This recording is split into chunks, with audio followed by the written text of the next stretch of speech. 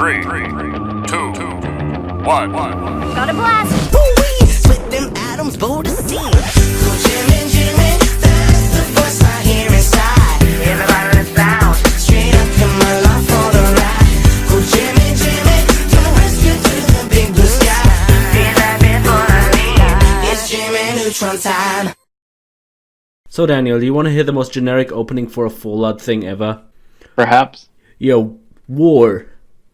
War never changes, but the Fallout series sure has. Let's go, pal. So Daniel, what was your first Fallout game? First time I ever heard of the Fallout is flipping through a game magazine in 2005, and I seen advertisement for Fallout Brotherhood of Steel. And I remember the ad with this big game protagonist with lady with tits hanging out, and it shows cool stuff exploding. I'm like, that game looks lame. And I never thought it ever again. And then I saw a trailer for Fallout 3 where they showed the bus zooming out with the ominous-looking Brotherhood of Steel with the laser gun. I'm like, this is the game where you shoot the gun. And I'm like, yeah, I want to shoot the gun. War never changes. And I picked it up. I beat Fallout 3 in 8 hours because I played it like an FPS shooter. And then it's like, oh, that's fun. Maybe I should play it again. And then I actually realized, oh yeah, this is an RPG. That's how I got into RPGs. Guns and tits. Well, I came across Fallout when I was doing a lot of wiki diving back in like the early 2010s. Can't really remember when exactly, but I want to say 2012 or 2013. And then I played Fallout New Vegas. I loved the shit out of it. Then I played Fallout 3 and thought like, wow, this game's shit, and why the fuck do I need games for Windows Live to play it? So are you telling me a known Bethesda game usually breaks upon loading it because it's on a shitty platform? Yep, and we both know that wouldn't be the last time a Bethesda game would be on a shitty platform. The PlayStation 3, what a piece of shit. And it was a piece of shit and everything, so... I think we should get into Fallout 1 and 2. Yeah, well, let me ask you this, who are you? Oh fuck, we never introduced ourselves. Yep, this is some super best friends levels of ghetto. Damn it! Well, I'm Sergeant, doesn't remember to introduce himself, Puma Man. Wow. And this is Daniel, likes to be a smartass and bring up super best friends Compton. Howdy. And today we're talking about Fallout blah blah blah, we've already been doing it for a bit. So, Fallout 1 and 2, what do you think about them? Good games that I never played. I've only seen clips of it, read the wiki dive on the Fallout Bible that's no longer canon or probably never was canon, and I've seen some other stuff and I heard it referenced in passing, but I've never played them except for Fallout 1, and I got maybe past the cave and I'm like, oh, I don't know how to play this game, and then I shut it down. I was looking at a fucking walkthrough from like 2001 on the internet. It was like an old-ass text document, and I was like, what the fuck is this shit? You know, I appreciate them for what they are. Yeah, would you say Fallout 1 has the best opening still? Yeah. With the ink spots and the introduction of the thing, Yeah. and then the zoom out to Hellscape, and then you get fantastic Hellboy Ron Perlman narrating. Yeah, something about Fallout 1 and 2 is that I've done the wiki dive as well. I've looked at the art assets, and I still think this is one of the most gorgeous ways Fallout has ever looked. Of course, early 3D is garbage, but like I think they have sort of an almost painted look to the models and stuff like that, to the environments, that really makes up for it. How much do you want to talk about Fallout 1 and 2? Because I know I've never played them, but I know there's certain things to be talked about these games. Like, I don't know if you want to talk about anything story-related or, like, why they're just so interesting still. I mentioned this in my Fallout 76 thing. I really love the morbidity of the games. And the sort of some of the bleakness and how it manages to really... You know, it's silly in part. It has funny writing and has, like, the, ooh, look at the kooky 50s robots. I think what sums up Fallout is like, ooh, look at this kooky 50s stuff, and then just actually blow it up in the real world with actual nukes and actual radiation sickness. Yeah, sure, it's a bit fantastic up, but at the same time, it's still mass dying, horrible shit going on. Yeah, those games are also still really violent, despite being small sprites. Like, those are still violent even by today's standards. Oh yeah. It just has the tone of the time that's really fun. It has a lot of the Mad Max influence. It has a lot of this and that. It really gives it a bit more spice. It doesn't just make it a kooky amusement park. It actually kind of makes it a love letter to a lot of post-apocalyptia. And I suppose we could make the joke like we did last time of like, ooh, let's talk about Wasteland. But I just don't know enough about the Wasteland. I know it was published by EA and they tried to make a sequel that just called it Fountain of Dreams and removed the Wasteland name entirely. And on the cover there's just a fucking lizard boy. There's just a fucking scaly. But apart from that, I really don't know much about Wasteland. I've never really liked it because some of the first PC games that I really played were RTS, and I like real-time stuff. So I'm not a big fan of it. It's just my own lame-ass bias. Which, again, it's a dumb thing to keep you from enjoying it. But there's a lot of cool stuff, but I think the aesthetic just doesn't do it for me. Yeah. But then again, they look like really good games. It's just not my cup of tea, so... Yeah. The problem I have with Wasteland is that they're very gamey, in a way. Like, what do you mean?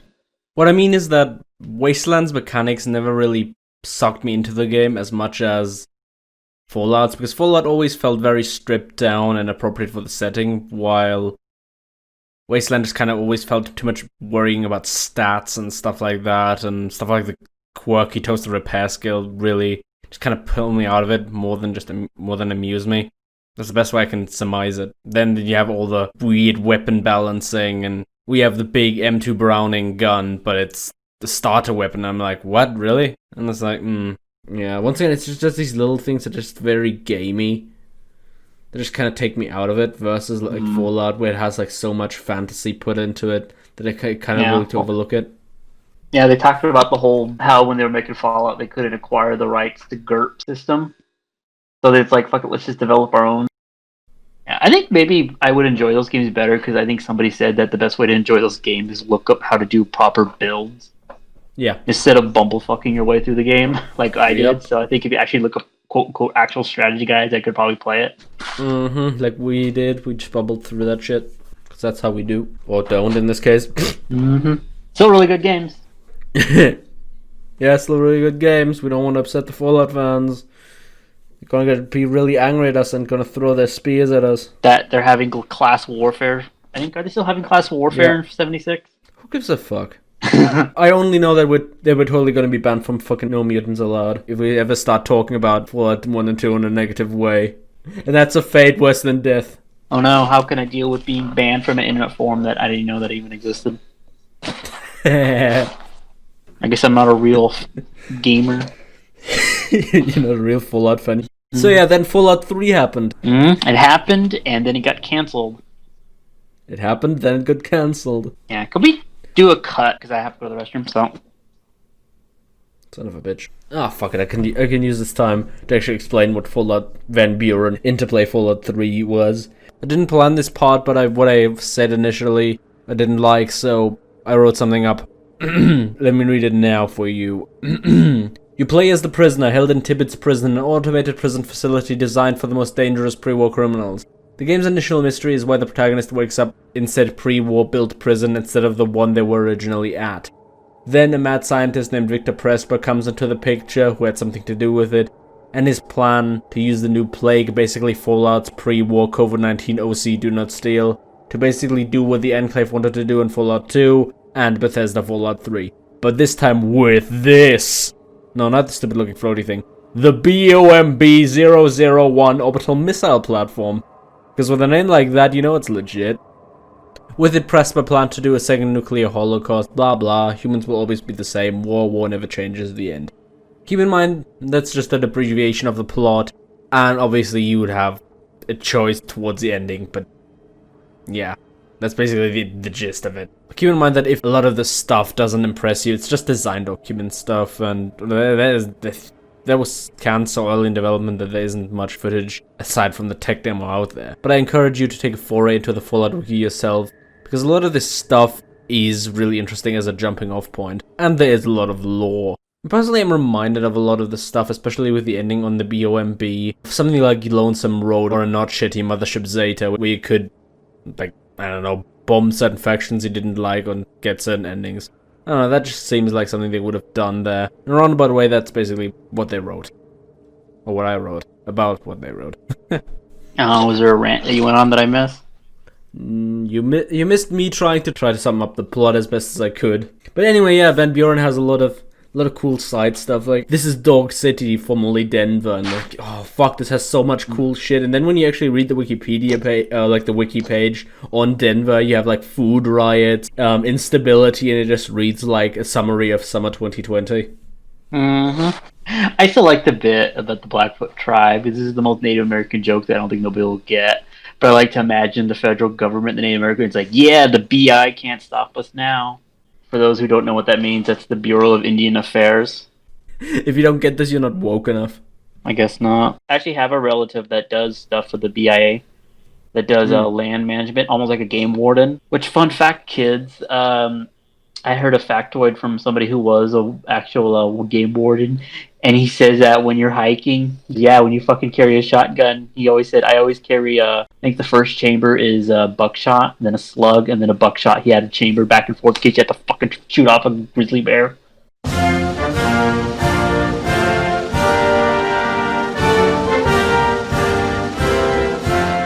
That's useful. Jesus Christ. What is it like living in America?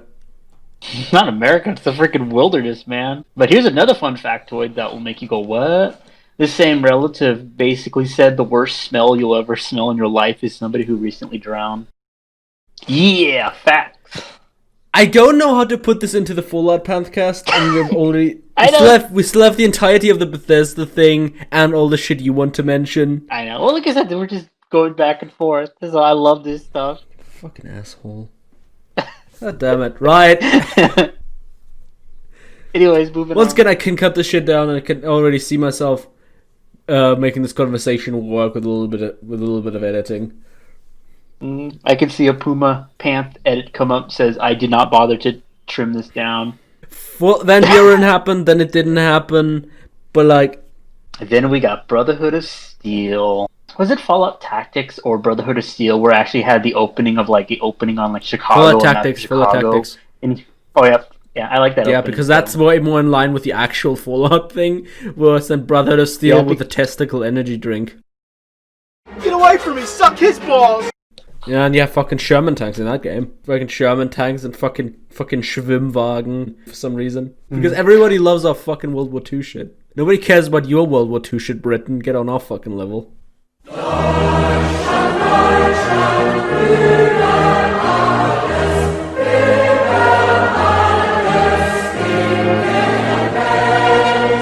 Why don't you go win a world war? Get better allies next time. Next time. Next time. In the meantime, we could talk about World War III in Fallout 3. Segway. Fuck you, Daniel.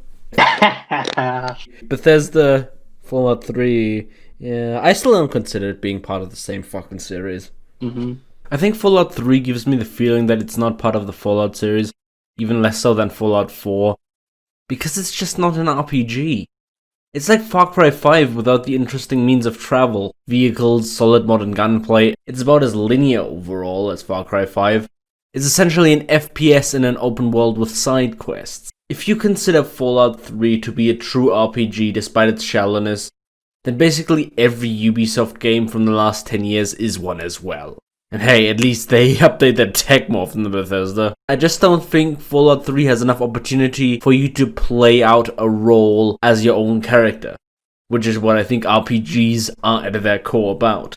As much as it's just lets you play a role that it sets out with a few slight differences without great variety in the story. I mean, it doesn't even let you join the evil faction or collaborate with them to any meaningful degree. I mean, there's a scene in Raven Rock where it just kills you if you do. And design decisions such as these, to me, will always make Fallout 3 a precursor to a modern open-world FPS, but not an RPG. Take that as you will. Yeah, I didn't even know this game was an actual RPG because I played like a FPS, and I think the only side quest I think I actually did during my first playthrough is did Moira's book. I don't even think I finished the damn thing, and then I actually skipped Galaxy News Radio because I got to the quest where you go to Rivet City, and then I did that, and then I did the thing, and then I like completed the game like 5 missions later. So I completely skipped % of the game. Yeah. But once again, that's perfectly valid. I mean, fuck it. Fucking Operation Anchorage was a first-person shooter. Yeah, which you want to double down on how much I didn't know about Fallout. Because of the opening and the scary music, I thought the Brotherhood of Steel were evil. So when I first encountered them, I completely avoided them because I thought they would shoot me on sight. And then it's like, oh no, we're here to help. Because I actually thought, when I first encountered the Enclave, I thought they were the good guys. And then it's like, oh no, they betrayed us, we gotta go to the Brotherhood of Steel. Like, wait a minute, aren't they the bad guys? Well, you're not wrong. In fact, that's a very good point. Because, like, I would describe Fallout 3 as my favorite map. Because I like how open it is, how deserted it is, and how blown to fuck everything is. Because I want to give it some merit. There's some stupid shit in Fallout 3, rest assured, but there's some stuff that I like. Like, there's a sense of vagueness to, like, what the hell did this world look like prior? Because there's so much stuff is so far gone. It's like, what did this look like? So when you got to, like, the virtual reality, and you saw this, like, cul-de-sac in pre-war, and it's like, this feels so surreal. It's like, what the hell did this world look like? So there's a lot of stuff that I do like. I think there's just a lot of bad stuff, but I think in terms of, like, actual world to explore, it is really interesting. I just wish it had better quests and was an actual RPG rather than being a numbers game when you get perks. And its story is, Its story is fucking shit, Daniel. Mm-hmm. It's fucking shit. It's a shooter plot line. It's your shitty Call of Duty, but with fucking Oblivion with guns graphics. A lot of the time when Call of Duty was really hitting its stride in Battlefield, really that first became popular. Like, that's kind of, I think, what Bethesda wanted to fucking do. There's a lot of the influence you can read here, rather than like what influenced like Fallout 1 and 2 and Fallout New Vegas, which was more like RPGs and like actual post-apocalyptic movies versus like, well, let's just make blown up buildings because that looks kind of like World War II. I really want to talk about how Brotherhood of Steel just changed its character from being this kooky, funny, haha, what if these military people just stopped using terms like sergeant and switched to knights and paladins. Immediately a day after the nukes dropped, it's like, yeah, it's time for us to LARP. And just dumb shit like that. Mm-hmm. And honestly, I think that's way possible with like the world of Fallout 1 and 2. But then they just change it to be this really serious bullshit faction.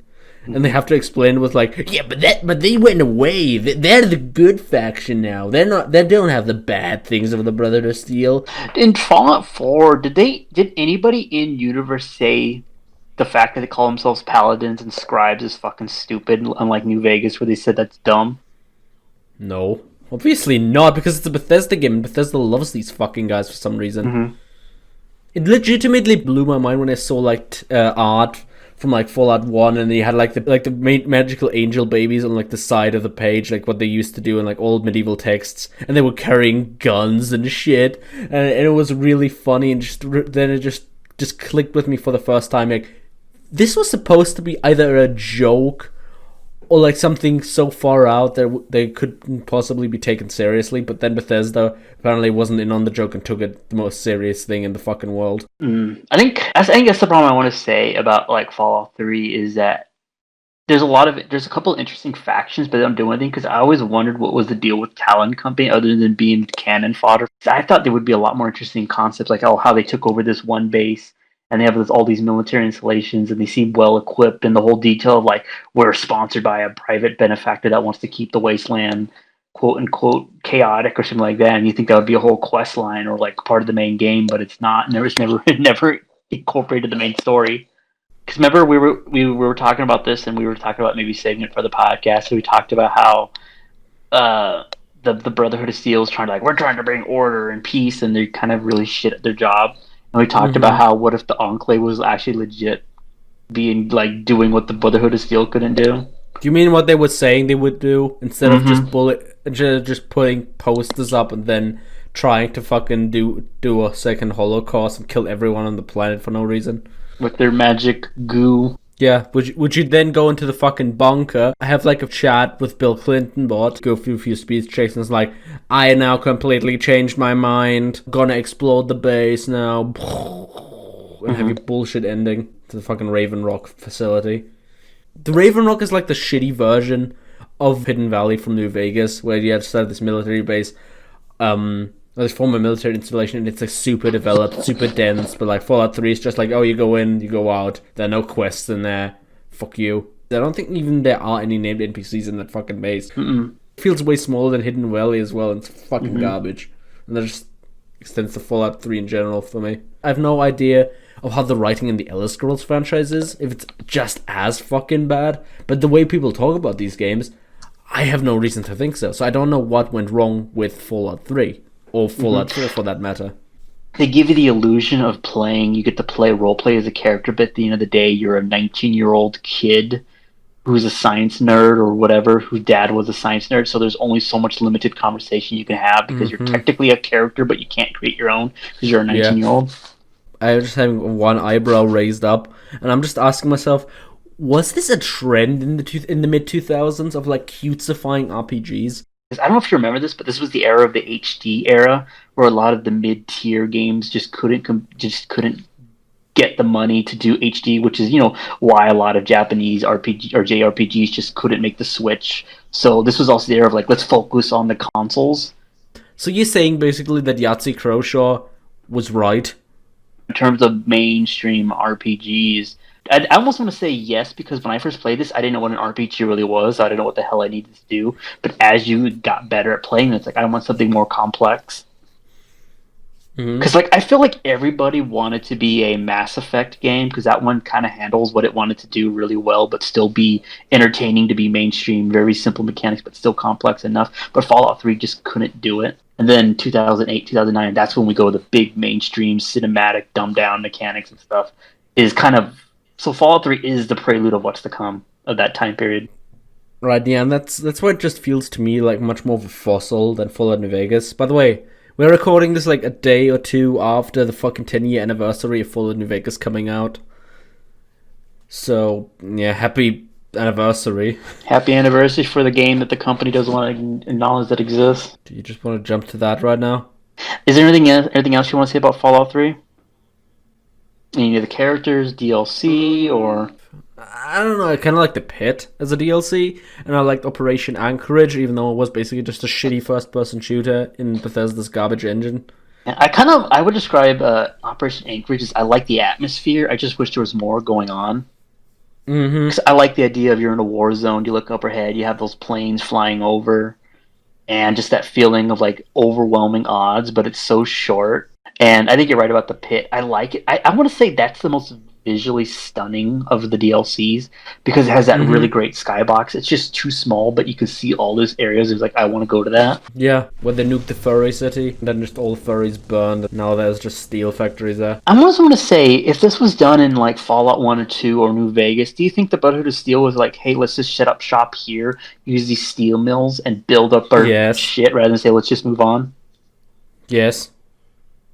Because I think that's the one thing I actually do like about the Pit, is you do have that one guy, was it Ash? I don't remember his name. He's like, Asher, he's like, I want to make this whole great world or whatever, and he's kind of delusion, and then you can fight with Bill or whatever, not Bill, the other guy, and he's like, which is that? Which doesn't knock to you, but I think it's kind of an interesting concept. I just wish they fleshed it out a lot more other than this or that.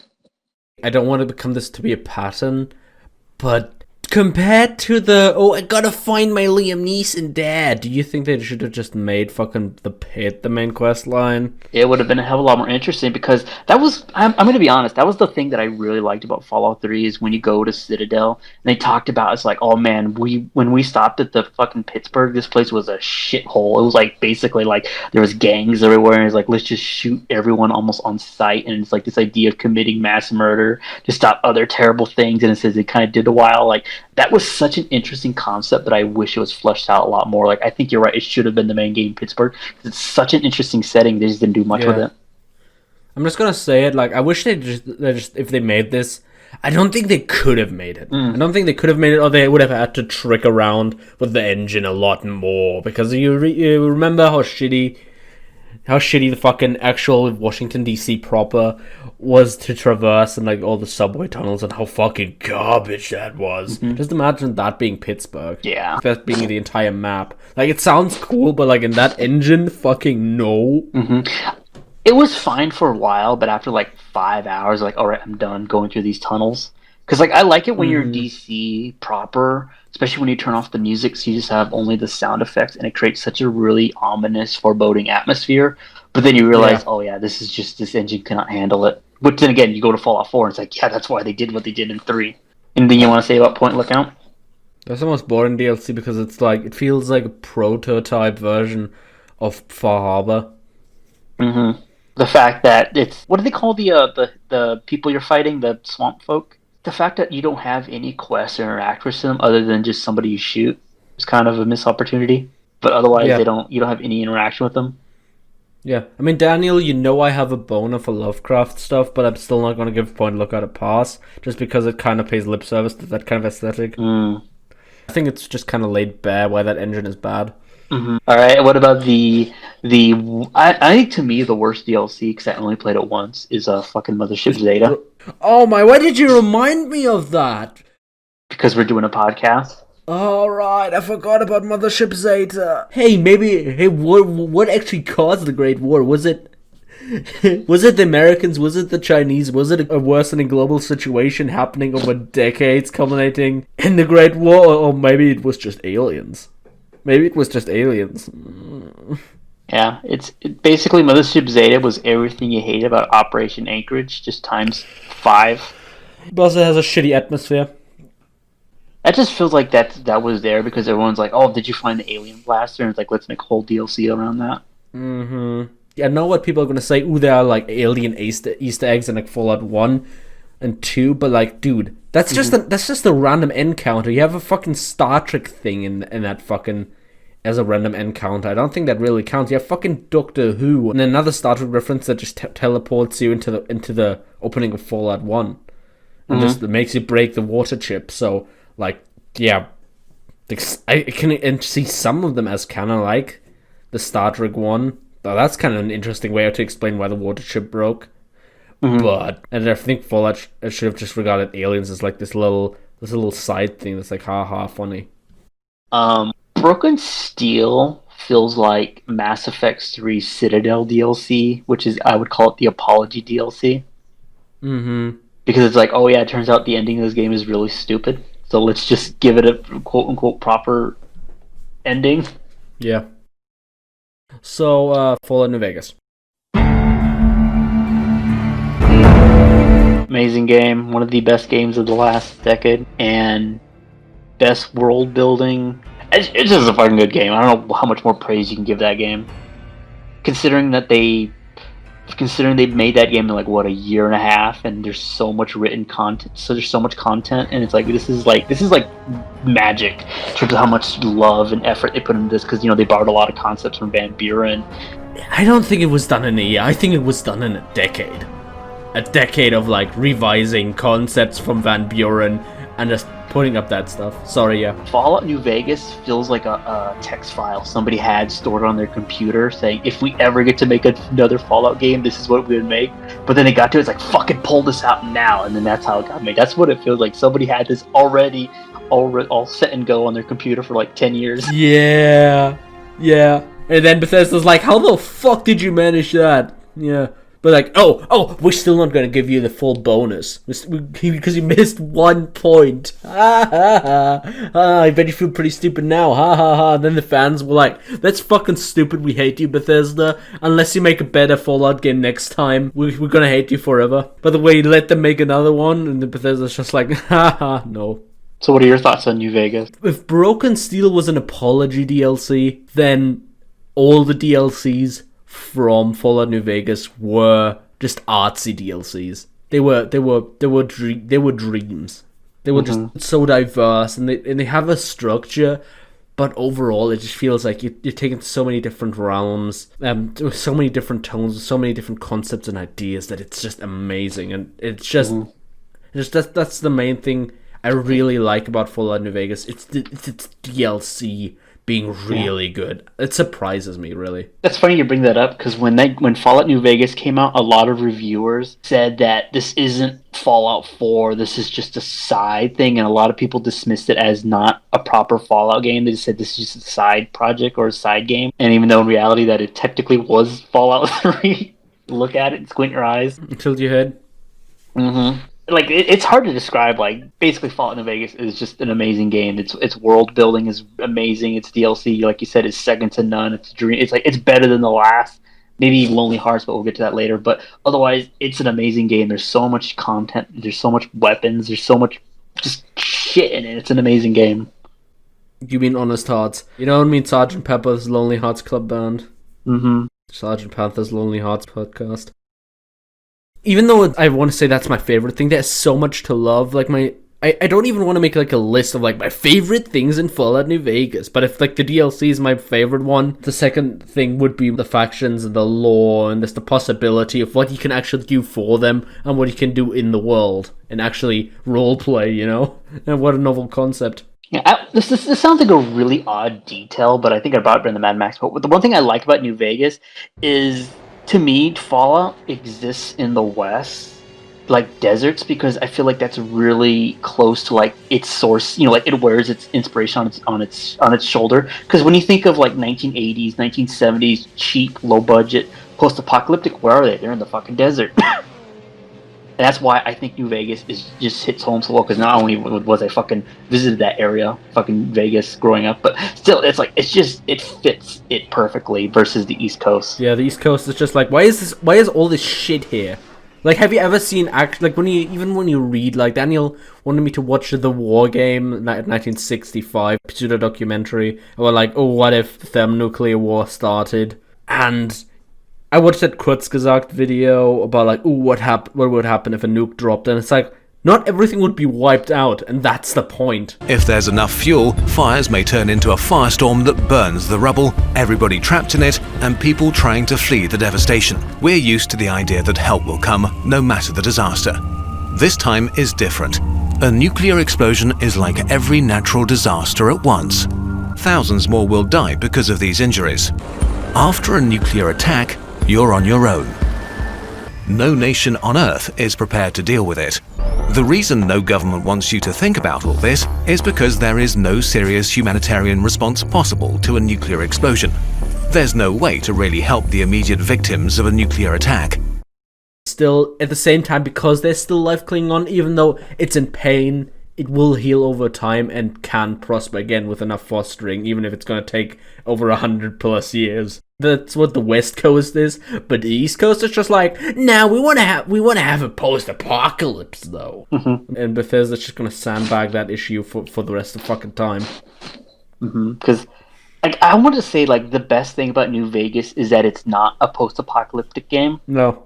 If anything, it's about frontier, like, this exists in where there's civilizations, there's organizations, there's a lot of structure. It's pretty much a Western game. Yeah. And there's so much, and that's what makes it so interesting, is that there's so much going on. There's hardly any mention of, like, you know, like, yeah, there's ruins and stuff like that, but generally almost a large percent of all the side quests are from factions, and it's just such an interesting take on it, because, like, it's like, yeah, the fucking apocalypse happened like 300 years ago, let's fucking move on. Yeah, put a pin on that. It's like 205 years, but sure, whatever. I want to mention two things. One, actually in canon, if the engine wasn't so shit, you would probably have cars and military trucks and trains and actual airplanes in that fucking game. When people reviewed Fallout New Vegas when it came out, there was some sentiment saying, it was like, this isn't a post-apocalyptic, this just looks like Nevada, and it's like, yeah, not everyone was fucking hit with 500 million nukes. Yeah. And plus, it's been 250 years, so it's like, shit goes back. Or 4 years. Yeah. But yeah, I described it to Daniel as, this is not a game about, I mean, what does Bethesda try to do? What are its themes with, like, the post-apocalypse? What does it try to tell? What does it try to say with the Enclave? Just like, I don't know, it's just a Fallout 2 faction. And New Vegas is saying, I described it to Daniel as, this is the American experiment fucking failed, it collapsed, and now now these lands that used to be the United States have to forge their new identity. And that's such an interesting concept to me as a non-American, as a European, as a German, that it's just like, oh yeah. And I get some of the same feeling as Daniel, because yeah, once again, German, Karl May, Western romanticism. So yeah, I know where he's coming from. Here's an interesting thing, because you talk about what is Bethesda trying to do. I think Bethesda tries to write its stories, because, like I said, what's the plot of Fallout 3? We got to get water because there's not enough. What's the plot? What's kind of the plot of Fallout 4?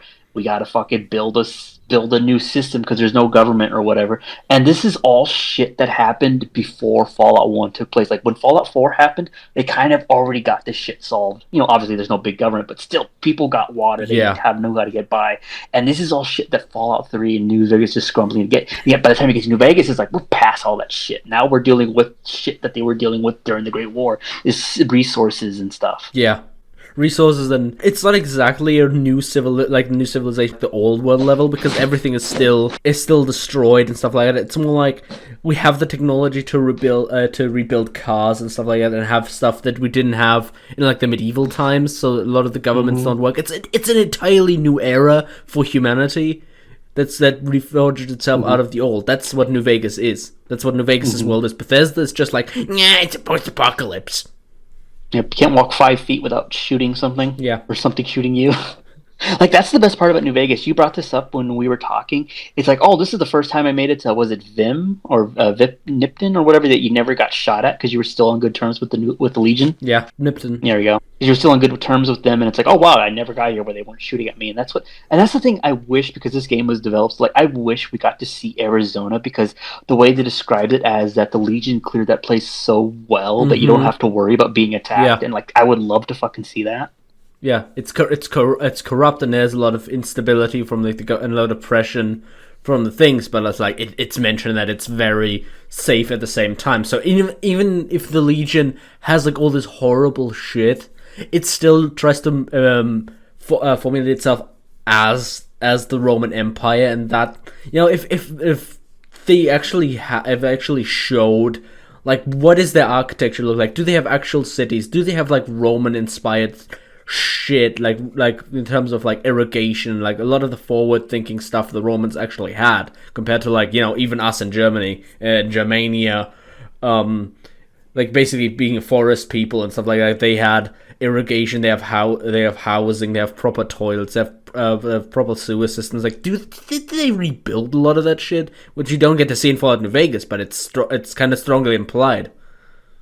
Yeah, because like that's the thing that I wish New Vegas missed out on, because you're only seeing the occupation force or the army. You never get to see their civilization proper, because you look at you look at Legion's clothes. They can clearly manufacture fabric, because their fabric is not like in fucking tatters. It looks nice. Yeah, and it's like obviously they got agriculture and they can make fabrics and stuff. So it's implied that they can grow cotton or shit like that. And they have metalwork, and like I think that's what made the NCR always more appealing, because you see their uniforms, you see them at least administrating that shit, and that's why I always gravitate towards the NCR compared to the Legion. Like, I like what Rome did, but the way you're seeing it honestly just reminds me kind of more of like the Mongols rather than Rome, because of the way they're presented in the game world. Doesn't have that they're underdeveloped from a faction and quest perspective as well, but yeah.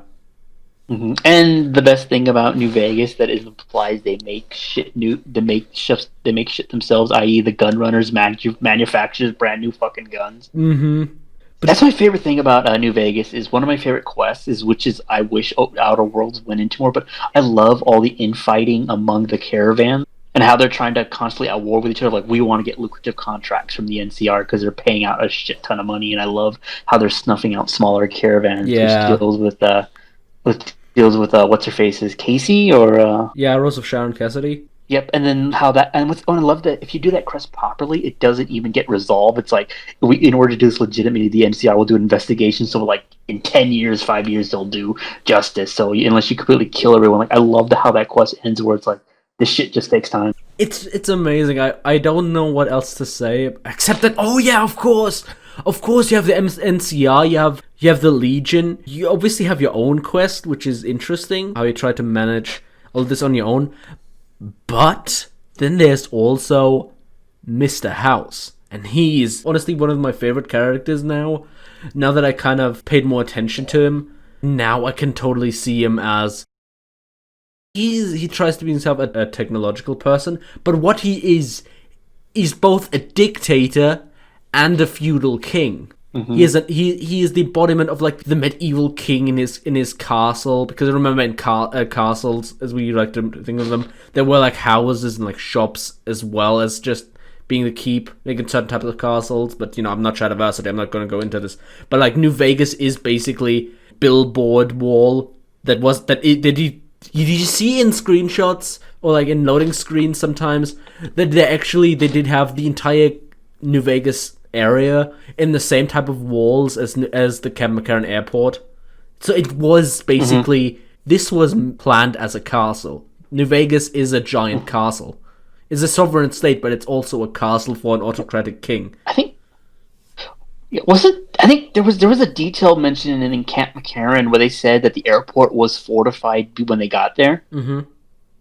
So like I just like to imagine that maybe New Vegas was kind of something like that, or like it's not like they could build that shit themselves though. Yeah, but that just got cut, and they just put a bunch of billboard walls in there, which kind of goes against kind of what made New Vegas really cool. Mm-hmm. And I think I love about New Vegas is the way it's set is like you got at the farms. So like think of it as like the agriculture, like a castle. Like the surrounding area is the castle, the small hamlets. Then you get to the city that's not part of the strip. You get Freeside, which is all these like rundown areas that's kind of on its own, ruled by the kings or gangs and bandits. And then you get to the quote unquote city proper, which is the strip, and it's this glamorous area that basically it's there if you got money, and it's there to drain you, and it's like it's purposely designed to be so glamorous that it robs you of your money. Yeah, all these different kinds of governments and ideas researching is what makes Fallout New Vegas such an interesting setting. And Mr. House feels like a character from Dune, because Dune is like that where it's sci-fi but it's completely medieval. And that's what he was, because Mr. House got the technology, and he's able to get those tribes like the Gamora, the Tops, and the Ultralux. Yeah, the Ultralux, and how they basically made them almost like dukedoms or whatever. Like they made them their own houses, and they help enforce Mr. House's rule. Almost like little fiefdoms, yeah. Yeah, and that's what gives credence to what you're saying. Also, I would describe New Vegas as side quest the game, because that game is literally just side quest, and it's all amazing. It's just such a shame that so much got cut. The dream is to get a Mad Max / Red Dead where you get to get on a horse or a car and you're in this amazing setting. Yeah. No, not even that. Just moving away the billboard walls, reinstating the castle idea, reinforcing the towns around it as being like little farm communities north of Vegas. That's like all the tiny shit that really makes this so really fucking cool, and really reinforces that idea that kind of gets blurred by a lot of the other shit. Mm-hmm. Yeah, I think. Remember how I always bring up my favorite idea of a Fallout game is you have the red zone and the green zone, where in the red zone you're constantly fighting, and New Vegas solidifies that idea of like when you're in the strip, all the quests you do very little shooting. There's more to just shooting. Like there's so much intricate just politics. There's so much going on, and then when you're out in the wasteland, you can do some shooting or the wildlife attacks you. But generally, what I love about New Vegas is you're not shooting that much. I know we gushed over Fallout New Vegas. But let's get into the DLC and then get into Fallout 4 and the unmentionable. To me, Dead Money is the best DLC. Good choice. That's the first DLC in the whole long quest line, long line of how you're supposed to play this. So, All Dead Money is a really good DLC. It has a really cool ideas, and it caused a lot of memery. Just like it showed you these memes of fucking no, it's supposed to be like letting go of greed. The DLC is supposed to be letting go of greed. And it's like, no, I want my gold though. Mm-hmm. But yeah, the idea is about greed and letting go and reevaluating the situation, reevaluating yourself, your values, and what kind of way is worth living. And it does it semi-well, but honestly, even if it doesn't and you're not buying what I'm saying, or what I think it's about, then at least you can take in the atmosphere, you can take in the mystery, and stuff like that. My favorite part about Dead Money is the fact that it's the only DLC that takes away all your shit, so you have to literally scrounge around, use the weapons they give you, so you have to actually use the new stuff they give you.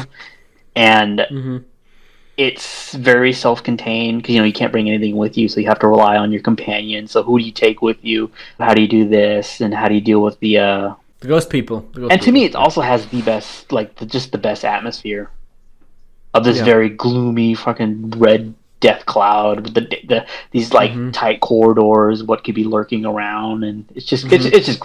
I think it's one of my favorite stories in general in terms of Fallout. I don't think there's much more to say other than it's amazing. Yeah, some of the scrounging around for some of the codes and a lot of that stuff can be tedious, and like getting that fucking snow globe. Ooh, that's something I still use. Fucking, I either use no clip or YouTube tutorial. I have to bring up achievements because I love New Vegas, but I have the biggest gripe in the world with New Vegas. Oh, just like you have gripes with the fucking achievements in BioShock. Yep. So, moving on to your favorite one, Old World Blues. Fuck yeah, let's just skip Honest Hearts. The only thing... Joshua Graham was so underdeveloped in Honest Hearts, and the only thing I think Honest Hearts was really good for is getting the Tommy gun and the Colt 1911, if you're really into those guns. The main questline of Honest Hearts, I know we're kind of trying to skip over this to get Old World Blues, but yeah, all Honest Hearts is just like, oh no, the tribe, and you find paradise. No, you gotta flee. Don't kill the aggressive tribe because that's bad, and then Daniel will be really sad. And it's like, oh no, but like, who cares? I want to say Honest Hearts is the equivalent of Mothership Zeta for me, because I think I've only played it proper maybe 2 times. Because like, it's not that interesting. I like Joshua Graham. He would make a fucking better Father Comstock, but he's just an interesting fucking character. I just wish he could use them more. Yeah, or take place in Utah, because they talked about the stuff in Utah. I'm like, that sounds fucking interesting. What's going on over there? Even conceptually, like, the main quest is still fucking boring and stupid with the tribes. Like, who cares? Shit, I'm Native American. I don't give a shit about that either. Yeah, because they're not Native American. They're just fucking German tourists and like other countries' tourists. Fucking role playing as Native Americans. I know. I'm just giving you shit. They're like, hey, let's go do Karl May. Yeah, we're all about that cultural appropriation.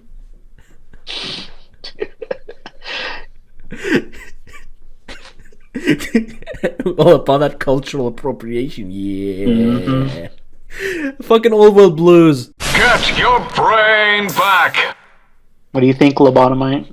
I still love that trailer for that game. I'm always bringing that up when we talk about like stupid shit like Sonic or whatever, and how that takes place on Planet Mobius. And it always reminds me of like, Mobius. Mobius! You will never survive my deadly robo-scorpions, technological terrors, and my bigger, more atomic versions of these things. Goodbye. I would love it if Dr. Mobius ran Mobius and Evil Within, because instead of stupid STEM, it's like, get into the giant robo-scorpion to get into your brain. Save us all. In the name of science. Please?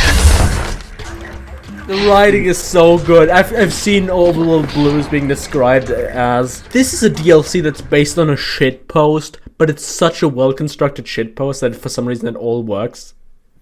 I recently played through it, and it's so fucking fun still. Yeah. All the characters have such an interesting, are so interesting to talk to, but they do have this like subtly sad aura about them, because you see posters of them fucking as humans, and you're like, wow, I barely know which one corresponds to which, but but their dialogue is so funny that you forget about that. But it's still such a subtle thing that always jabs at the back of my mind. That I just love that. Yeah, I think I always bring it up, but I think Old World Blues has my favorite thing ever, and that's the fucking trauma harness suit. Is the coolest metal thing ever. A fucking person who died in this suit, their corpse and their skeleton is still there, but the suit is still moving, attacking. Like, that is so horrifying. I love it. But it's done in this stupid, like, 1950s glass helmet spacesuit. It's amazing. I initially thought the spacesuit was taken from Fallout 3, but then when I looked at the Wikipedia page, it's like, no, on the wiki page, it's like, no, it's not from Fallout 3. It was made for Fallout New Vegas base game for the RepCon thing, and I was like, I actually respect them way more. And then I was like, wait, so if this isn't the spacesuit from the Mothership Zeta DLC that they took from that, how did the spacesuit from Mothership Zeta look? And it looks so fucking boring. It's like, oh right, Bethesda isn't as creative as fucking New Vegas developers. Then you look at the actual thing that they based it off of, and I'm like, this is so Fallout. This is so Fallout. Like, you have like this shitty like plastic looking spacesuit for kids, and it's like the fact that they made a serious fucking thing out of that is so amazing. Yeah, there's just a lot of great stuff in Old World Blues. I think my favorite thing about Old World Blues is maybe because of the one-time suit, because it's one of the first DLCs you could technically play. So it was the most fun I've ever had because I went in at like level 10, even though it was recommended for higher, and that was so fucking fun going in so early because it was so fucking challenging that you had to like use everything to your advantage. And I think because of that playthrough, I think I specialize in melee, which is something I never do in my Fallout runs. And it's like, wow, this is really fun. But I just like the fact that the spoilers. I know I spoiled fucking Burial at Sea last time, but that's because I think it had a serious story problem. But here I'm gonna spoil it because I really like it, and if they also think you should experience it. The plot twist is just that Mobius, mad scientist thing. He only does this to keep the brains occupied. He's just a dude. He's almost dude with almost like Alzheimer's. He says his memory banks are bad at like saving new information, so he has to write it on the walls and forgets where it starts. And it's once again, it's a really tragic character.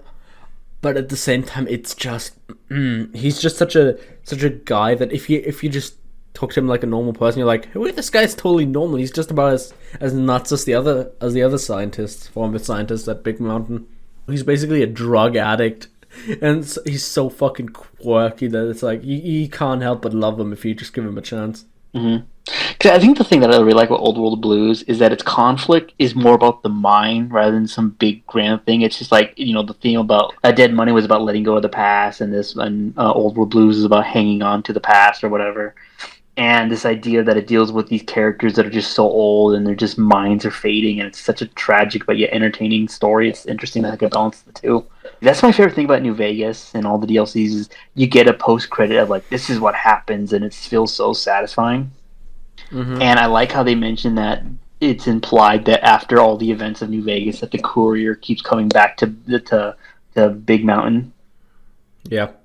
Why wouldn't you do it? But it's actively implied that he does good for Big Mountain, which is nice because that's a really good place, a really cool place. Now when we're talking about a journey into the mind, we have the Gunrunners DLC. Get it? Yeah. Mine, 9 iron. But yeah, let's talk about Lonesome Road.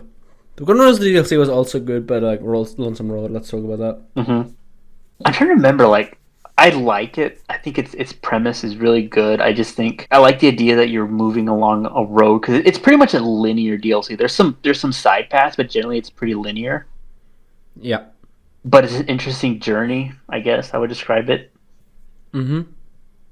It's the interesting idea of like it retroactively gives your character a backstory, which you could still ignore because like in contrast to like Fallout 4 where it's like it gives you a backstory and Fallout 3 gives you a backstory, you had a life but you have no memories of it, and you can just start anew, which is also a theme of Dead Money. So what you do is totally independent from your bullshit backstory, because after you got shot in the head, that basically resets you. That basically resets your status, resets your levels, resets your skills, which you must have learned beforehand. That's the thing I almost want to say. The great thing about Lonesome Road is how all the DLCs tie into it, how there's kind of building up to it, because Father Elijah was part of the gang or whatever, and how all these characters interact, and it's gradually building up to Lonesome Road and how it connects. It's really cool. Yeah, but I want to say it's way less egregious that the character has backstory in Fallout New Vegas Lonesome Road rather than Fallout 4 or Fallout 3, because it's retroactive backstory.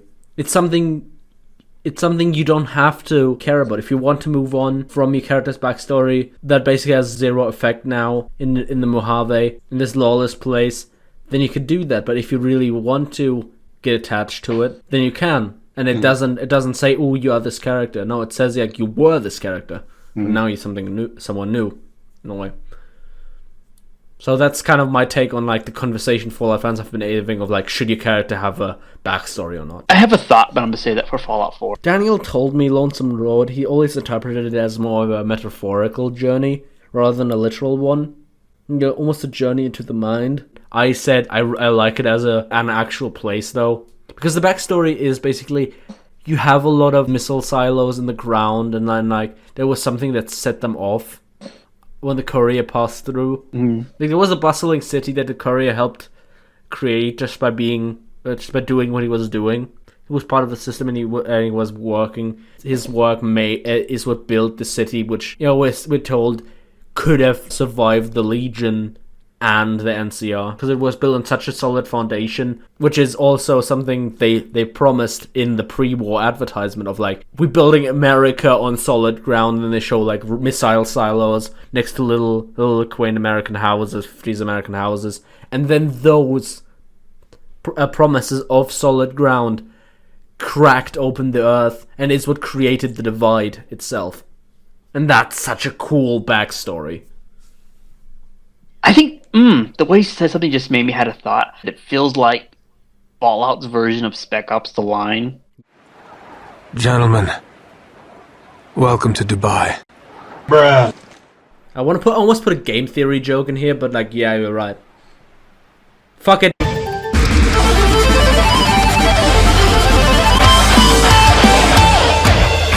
Hello, Internet, and welcome to Game Theory, the shitty gag that's been resurrected more times than Purple Guy. Or, I don't know, I have no idea what the fuck FNAF even is at this point. Today we're gonna talk about why this thing, designed to be a meta response about the Fallout series getting too civilized, is basically the same as this Heart of Darkness-based putdown of Call of Duty bred shooters.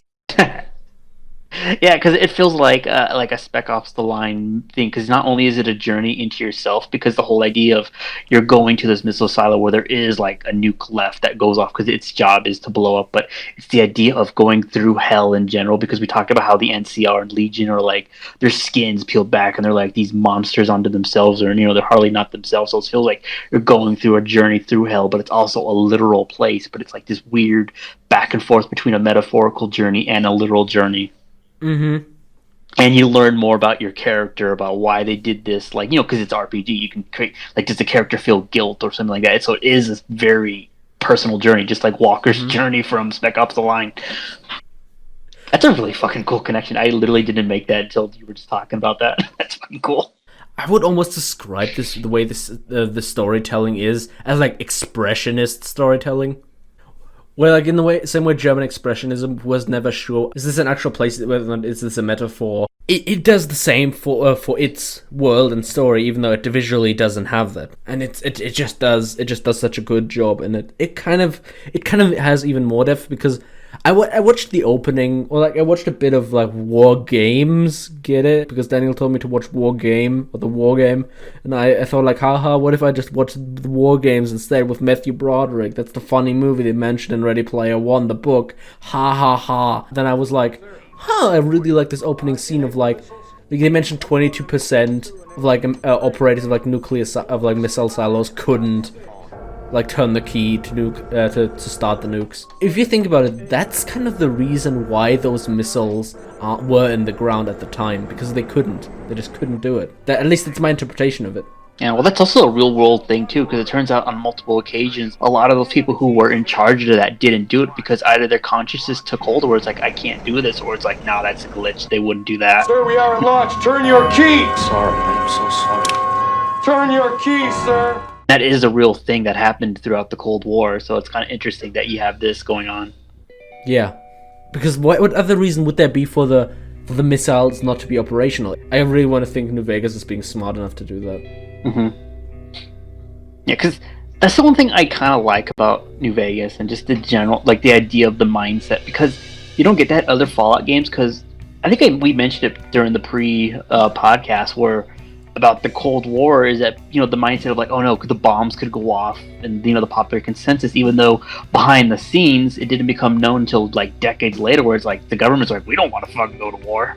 That's a stupid idea. And by the time the 80s rolled around, you had people like, why the fuck do we have to do MAD? That's stupid. Because that was because the thing about nuclear war is that it's a philosophy that carried over from the Second World War, where it's like, let's completely firebomb these cities into submission, and that just carried over to nuclear war. But then people realize it's like, that's not efficient, that doesn't do anything. And then once you get rid of those people that tout that, you can take a step back and it's like, oh, okay, get a clearer picture of it. And that's what makes Fallout universe kind of tragic in a way, is that they never moved beyond the World War II, completely destroy everything, and that's what's so interesting about it to me. Mm-hmm. destroy the resources and stuff like that. Just for any clearing up, once again, MAD is just mutually assured destruction, MAD. And yeah, unlike me, who is a fucking asshole, Daniel actually did watch the thing I told him to watch for the podcast, which was When the Wind Blows. This is a little quaint little English or British movie about basically it was an anti-nuke movie. With like the animation of like what was it? The Snowman. It's by the same author too, and it's got David Bowie. So technically, it's a Metal Gear movie if you think about it. Shut up, Daniel. So, anyways, you want to talk about that one since? No, I don't. I just kind of want to mention that if you never watched When the Wind Blows, it's a really depressing movie, but it's it ties into the philosophy of World War II and stuff like that, the mindset. And how that just wasn't sustainable in the Cold War, and you know that's kind of what brought what kind of cooled down a lot of the Cold War. That mindset kind of going away, and that's kind of what I was saying. But technically, Fallout isn't even technically the same Cold War anymore either. So yeah, let's just move on to Fallout 4. Yeah. So when we go to something really smart and something really philosophical, let's just go to the stupid game with stupid robots.